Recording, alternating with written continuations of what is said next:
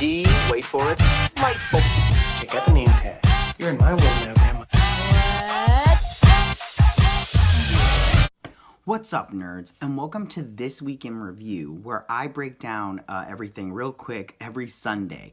But unfortunately, I didn't do one last Sunday because there was no news to break down. It was all about Avengers Infinity War, and if you haven't seen the movie, I suggest going to see it. It was fantastic, and I loved it 100%. It was so good. It was so good. But so let's talk about what happened this week, and we'll start off with TV shows. Now, if you were watching Arrow, we saw the return of Tommy Merlin, and he took the blame for being the Green Arrow, but then we found out it was actually Human Target. But as far as I'm concerned, it was a pretty good episode. Diaz is proving to be a good bad guy, not as good as, former bad guys, but pretty good. Then we move on to The Flash, where we saw Gypsy and Cisco break up, and that was pretty sad, but it had to happen, I guess. I hope this doesn't mean that Gypsy won't be on the show anymore. I actually do enjoy her character a lot, and I really hope that she comes back. We also got to see that mystery girl, who is obviously a speedster now, and the group is just trying to figure out what's going down as DeVoe gathers the technology to build his Enlighten machine.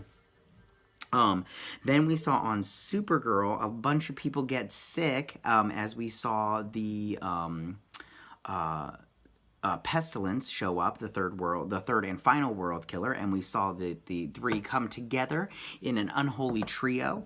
And I'm kind of excited to see that go down and everything. So yeah, I really hope it's good. It could be bad. Who knows? I don't know.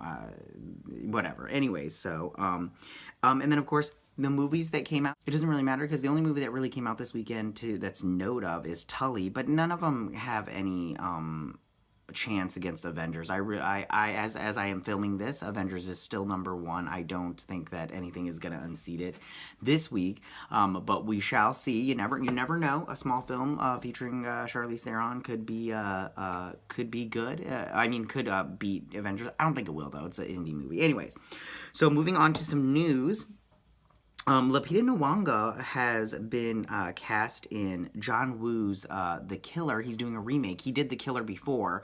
It's his movie, but now he's going to remake it. And instead of The Killer, the assassin being a male, it's going to be a woman who is an assassin, and she falls in love with the man that she's supposed to kill, I believe. I've never seen the movie The Killer by John Woo, but I hope that it's good. I love Lupita Nyong'o. I think she's great. If you want to see a really good movie that she's in that got no attention, see The Queen of Katwe. It's really good, and I would suggest anybody to go see it. Well, or pick it up. You can't go see it. It's not in the theater anymore. Unless you find a theater that does have it. Then also, Michael Bay is going to be making a live-action Dora the Explorer movie starring Isabela Moner. She's the little girl that was in Transformers The Last Night, which is probably going to be the last movie of the Transformers, unless that Bumblebee spinoff does really well.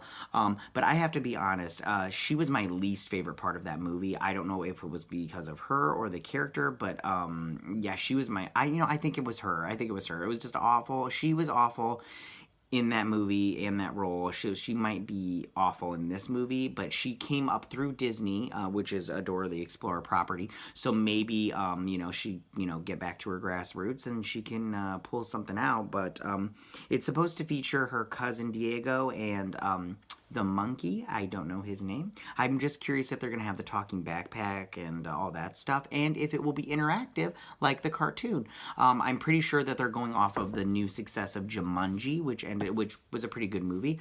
But I wonder if they'll be able to capture that kind of magic again with this movie. Then Fox is developing a choose your own adventure, but with movies. It used to be in books.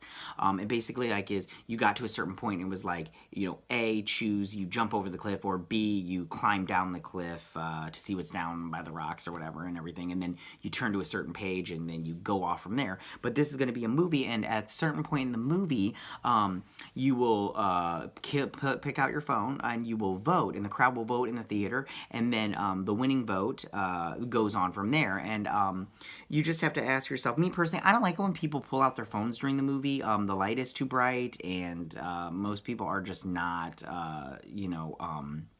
sneaky about it. They're just very openly like, flip it open, bright light, I don't care about you kind of thing, and it's very distracting. So I don't know if I'm personally am going to be enjoying that in the movie, but we'll see. I would totally give it a try if they end up developing this technology and make it work. So in saying all that, what's coming up in the next week? And I have to say, as far as movies go, we have The Life of the Party, and this is a comedy.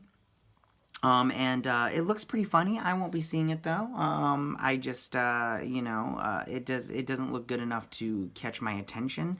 Plus, I don't get to go to the movies that often. I try to go as much as I can, but being a family man, I don't get to do that.